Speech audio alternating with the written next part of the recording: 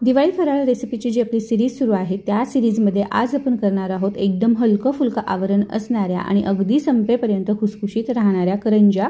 तसं तर करंज्या खायला सर्वांनाच आवडतात, पण करायचं म्हटलं की किचकट आणि वेळ खाऊ वाटतात।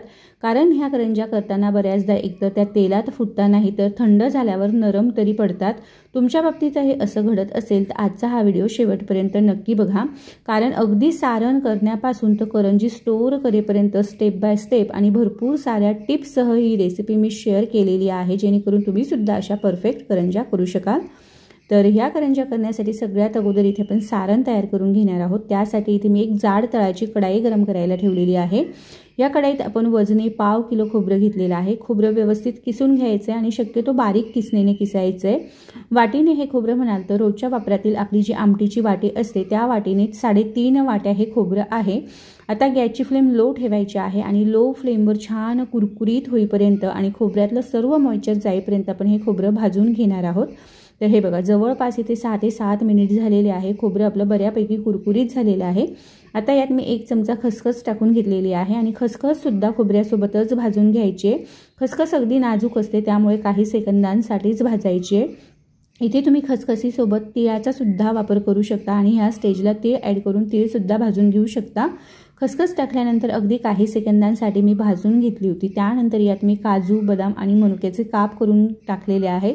ड्रायफ्रूट्स टाकताना अगदी बारीक त्याचे काप करायचे। जास्त जाड आणि मोठे काप जर तुम्ही वापरले तर मग करंजी भरताना फुटू शकते आणि तेलात नंतर ती फुटते।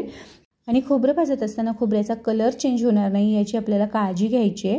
तर हे बघा, जवळपास इथे 7-8 मिनिटांसाठी लो फ्लेमवर हे खोबरं मी भाजून घेतलेलं आहे। खोबऱ्याचा अजिबात कुठेही कलर चेंज झालेला नाही आहे, मात्र खोबरं कुरकुरीत झालेलं आहे। तर आता लगेचच मी गॅस बंद करते आणि हे भाजलेलं जे खोबरं आहे हे एका दुसऱ्या भांड्यात काढून घेते। कढाई गरम आहे त्यामुळे तळाचं जे खोबरं असतं ना ते करपू शकतं आणि मग कडवट लागतं करपलेलं खोबरं। त्यामुळे खोबरं भाजलं की लगेचच एका दुसऱ्या भांड्यात काढायचं आणि पूर्णपणे आपण हे खोबरं थंड करून घेणार आहोत। गरम गरम खोबऱ्यात आपल्याला साखर मिसळायची नाही आहे। तर थोडा वेळासाठी मी हे खोबरं थंड करून घेते आणि मग आपण पुढची प्रोसेस करूया। तर हे बघा, जवळपास इथे अर्धा ते पाऊण तासासाठी हे खोबरं मी थंड करून घेतलेलं आहे। तुम्ही बघू शकत असाल खोबरं हाताने चुरलं की सहज चुरल्या जाते अशा पद्धतीने मी हे खोबरं भाजलेलं आहे। तर आता आपण यात पिठी साखर टाकून घेऊया। ज्या वाटीने मी खोबरं मोजून घेतलं होतं सारख्याच वाटीने इथे मी 1.5 वाटी पिठी साखरेचा वापर केलेला आहे। पिठी साखरेचं जे प्रमाण आहे ते तुम्ही तुमच्या आवडीनुसार थोडंफार कमी जास्त करू शकतात, पण इथे जे मी प्रमाण दिलेलं आहे त्या प्रमाणात परफेक्ट अशा गोडीला ह्या करंज्या होतात। पिठी साखर टाकल्यानंतर मी हे व्यवस्थित मिक्स करून घेतलं आहे। तर सुरुवातीला इथे मी वेलची पूड टाकायचं विसरली होती, तर आता ह्या स्टेजला मी इथे वेलची पूड टाकून घेते आणि परत एकदा आपण हे व्यवस्थित मिक्स करून घेणार आहोत। तर इथे आपले हे एकदम परफेक्ट अशा खुसखुशीत करंज्यांसाठी लागणारं सारण तयार झालेलं आहे। हे सारण तुम्ही हवाबंद डब्यात 1.5 ते 2 महिन्यासाठी आरामात स्टोअर करून ठेवू शकता आणि फ्रीजमध्ये अगदी 5 ते 6 महिने सुद्धा हे सारण आरामात टिकतं। अजिबात नरम पडत नाही, बुरशी पकडत नाही किंवा मग खराब सुद्धा होत नाही। आणि अर्थातच सारण परफेक्ट असेल तर त्यापासून बनणाऱ्या करंज्या सुद्धा तितक्याच परफेक्ट बनतात। तर सारण आपलं तयार आहे। आता आपण पारीची तयारी करूया। तर त्यासाठी इथे मी परातीत 2 वाट्या मैदा घेतलेला आहे। ज्या वाटीने आपण खोबरं आणि पिठी साखर मोजून घेतली होती सारख्याच वाटीने हा मैदा आहे। मैदा मी स्वच्छ गाळून घेतला होता। त्यानंतर यात आपण चवीप्रमाणे मीठ टाकून घेतलेलं आहे आणि सुरुवातीला आपण कोरडं साहित्य व्यवस्थित मिक्स करून घेणार आहोत आणि मैदा परातीत थोडासा पसरून टाकलाय, जेणेकरून आपण जेव्हा मोहन टाकतो ना ते मोहन सर्व मैद्याला व्यवस्थित बसतं। आता इथे मी 1.5 पळी कडकडीत तुपाचं मोहन घेतलेलं आहे आणि पोहे खाण्याचे जे चमचे असतात त्या चमच्याने 6 चमचे हे मोहन आहे। गरम करायचे तूप आणि मग 6 चमचे मोजायचे, घट्ट 6 चमचे तूप घ्यायचं नाही इथे, हे लक्षात घ्या, नाही तर मग मोहन जास्त होईल। तूप गरम आहे त्यामुळे सुरुवातीला मी व्यवस्थित असं चमच्यानेच मिक्स करून घेते आणि नंतर आपण हे तुपाचं मोहन हाताने व्यवस्थित असं मैद्याला चोळून घेणार आहोत। तर बऱ्याच जणांचे असेही प्रश्न असतात की तेलाचं मोहन चालेल का, पण गोडाचे जे पदार्थ असतात ना त्याला शक्यतो तुपाचं मोहन द्यायचे, त्यामुळे पदार्थ जास्त खुसखुशीत होतात। तर हे बघा, चमच्याने इथे मी व्यवस्थित मिक्स करून घेतलं होतं। आता हाताने मी हा मैदा आणि मोहन व्यवस्थित एकजीव करून घेतलाय। तुम्ही बघू शकत असाल ह्या मैद्याची व्यवस्थित मूठ जमते, म्हणजे आपण जे मोहन टाकले ते एकदम परफेक्ट झालेलं आहे। आणि आता यात मी थोडं थोडं पाणी टाकते आणि याचं आपल्याला सेमी सॉफ्ट असं पीठ भिजवून घ्यायचं आहे। नेहमीच्या चपात्यांना जसं आपण पीठ भिजवतो ना तसंच याचं सुद्धा आपल्याला पीठ भिजवून घ्यायचं आहे। खूप जास्त घट्ट किंवा मग अगदीच सैलसर पीठ करायचं नाही आहे. घट्ट जर पीठ असेल तर मग करंज्या कडक होता आणि सैलसर असेल तर मग नंतर तळल्यानंतर त्या नरम पडतात. त्यामुळे ज्याप्रमाणे आपण चपातीचं पीठ भिजवतो तसंच भिजवायचं आहे. हे बघा एकदम परफेक्ट असं हे पीठ मी इथे भिजवलेलं आहे. यावर आपण झाकण ठेवूया आणि एक 15 ते 20 मिनिटासाठी ह्या पिठाला आपल्याला रेस्ट द्यायची आहे. झाकण ठेवताना फक्त घट्ट झाकण ठेवायचं जेणेकरून पिठाला पापडी येणार नाही. तर हे बघा जवळपास इथे 20 मिनिट झालेलं आहे. 20 मिनिटानंतर मी हे पीठ परत एकदा 1 ते 2 मिनिटासाठी मळून व्यवस्थित एकसारखं करून घेते आणि तयार पिठाचे आता मी 2 उंडे तयार करून घेते आणि या उंड्यांची आपल्याला लाट्या करून घ्यायच्या आहे. तर त्यासाठी इथे तयार उंड्यांपैकी एक उंडा मी पोळपाटावर परत 1 ते 1.5 मिनिटासाठी मळून घेतलेला आहे आणि याचा असा व्हिडिओत दाखवल्याप्रमाणे लांब रोल करून घेते. तर इथे मी रोल करून याच्या लाट्या करते. तुम्हाला हवं असेल तर तुम्ही पिठातून एक एक गोळा काढून त्याच्यासुद्धा लाट्या तयार करू शकता, पण मला पर्सनली ही पद्धत सोपी वाटते आणि ह्या पद्धतीने केलेल्या लाट्यासुद्धा एकसारख्याच होतात. त्यामुळे मी अशाच पद्धतीने ह्या लाट्या तयार करते. तर हे बघा लाट्या इथे मी कट करून घेतलेला आहे. राहिलेला जो उंडा आहे त्याच्यासुद्धा मी सारख्याच पद्धतीने लाट्या करून घेते. लाट्या तयार केल्यानंतर त्या लगेचच एखाद्या कपड्याने किंवा डिशने झाकून ठेवायच्या आहे म्हणजे त्यांना पापडी येत नाही. बऱ्याचदा लाट्यांना पापडी आल्यामुळे सुद्धा करंज्या आपण जेव्हा तळतो तेव्हा त्या तेलात फुटतात. तर इथे आपलं सारण तयार आहे, लाट्यासुद्धा तयार आहे. आता आपण करंज्या तयार करूया. तर त्यासाठी तयार लाट्यांपैकी इथे मी एक लाटी घेतलेली आहे. मैद्यात व्यवस्थित घोळवून घ्यायची आणि याची आपल्याला पारी लाटून घ्यायची आहे. पारी लाटताना एकदम जाड किंवा मग एकदम पातळ न लाटता अशा पद्धतीने आपण ही पारी लाटून घेणार आहोत. रोजच्या जशा आपण चपात्या लाटतो ना त्यापेक्षा थोडीशी पातळ लाटायची आहे. तर तुम्ही इथे बघू शकता इतपत पातळ अशी ही पारी आहे. तर आता आपण करंज्या भरून घेऊया.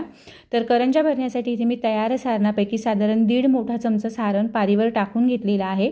सारण टाकताना आपल्याला पारीच्या एका साईडला टाकायचं आहे आणि सगळं सारण एकसारखं आपल्याला दाबून घ्यायचं आहे म्हणजे जे खोबऱ्याचे टोकं असतात ना ते बाहेर येत नाही आणि करंजी फुटत नाही. तर सगळं सारण मी व्यवस्थित एका साईडला पॅक करून घेतलेलं आहे. आता आपण ह्या जी पारी आहे हिला थोडंसं दूध लावून घेणार आहोत बाजूने. तर इथे मी कापसाच्या कंठीने व्यवस्थित असं सर्व बाजूने दूध लावून घेते आणि ही करंजी आपल्याला पॅक करून घ्यायची आहे. करंजी पॅक करताना ती व्यवस्थित पॅक झालेली आहे की नाही याची काळजी घ्यायची. जर एखादं टोक किंवा एखादी बाजू त्याची जर उघडी असेल तर मग अशा करंज्या तेलात फुटतात. तर हे बघा सगळ्या बाजूने इथे मी दूध लावून घेतलं होतं. आता बोटाने व्यवस्थित असा दाब देऊन आपण सर्व बाजूने ही करंजी पॅक करून घेणार आहोत आणि जास्तीचा जो भाग असतो ना पिठाचा किंवा मैद्याचा तो आपल्याला फिरकीने काढून घ्यायचा आहे. तर अगदी दाब देऊन आणि सर्व बाजूने मी व्यवस्थित अशी ही करंजी पॅक करून घेतलेली आहे. आता इथे मी फिरकी घेतलेली आहे आणि फिरकीने जास्तीचं पीठ काढून घेते. तर इथे आपली ही पारंपरिक पद्धतीने करंजी भरून तयार झालेली आहे. तर सोप्या पद्धतीने जर तुम्हाला करंजी करायची असेल किंवा ही पद्धत वेळ खाऊ वाटत असेल तर तुम्ही साच्याचा वापर करून सुद्धा करंजी भरू शकता. तर त्यासाठी इथे मी हा करंजीचा साचा घेतलेला आहे आणि तयार पारी आपण साच्यावर ठेवून घेणार आहोत. साच्यावर पारी ठेवताना एकाच बाजूला ठेवायची आहे व्हिडिओत दाखवल्याप्रमाणे आणि थोडीशा हाताने दाबून घ्यायचे.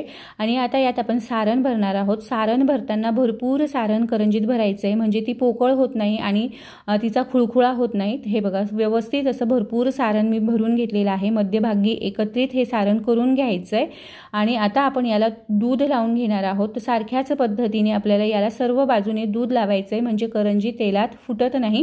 दुधाऐवजी इथे तुम्ही पाण्याचा सुद्धा वापर करू शकता. तर हे बघा सगळ्या बाजूने इथे मी व्यवस्थित असं दूध लावून घेतलेलं आहे आणि आता आपण याची पारी पॅक करणार आहोत.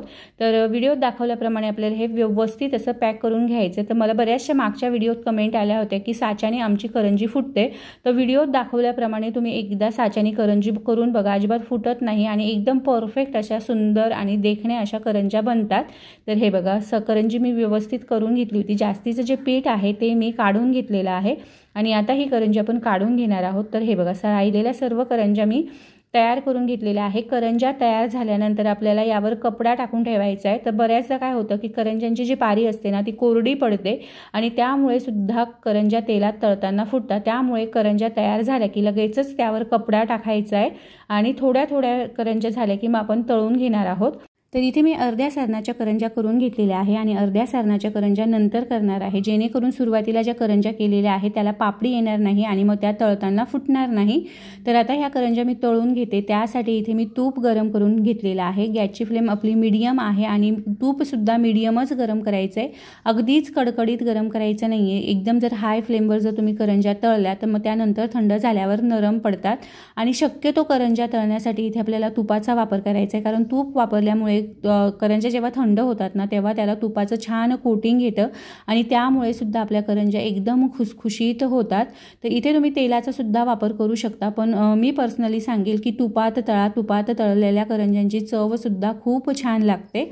तर हे बघा, आलटून पालटून मी अगदी हलक्यासा रंग चेंज होईपर्यंत ह्या करंज्या तळून घेतलेल्या आहे। राहिलेल्या करंज्यासुद्धा मी सारख्याच पद्धतीने तयार करून तळून घेतलेल्या आहे। तुम्ही बघू शकत असाल एकदम सुंदर असा हा करंज्यांना कलर आलेला आहे, एकदम खस्ता झालेला आहे। तर तुम्ही अशा पद्धतीच्या ह्या परफेक्ट करंज्या मी सांगितलेल्या पद्धतीने एकदा नक्की ट्राय करून बघा, 100% खुसखुशीत होतील याची मी गॅरंटी देते। तेव्हा नक्की ट्राय करा आणि कशा झाल्या हे मला कमेंटमध्ये नक्की कळवा। आजचा हा व्हिडिओ तुम्हाला आवडला असेल तर लाईक, शेअर आणि अशाच नवनवीन रेसिपीसाठी चॅनलला सुद्धा नक्की सबस्क्राईब करा। व्हिडिओ बघितल्याबद्दल धन्यवाद।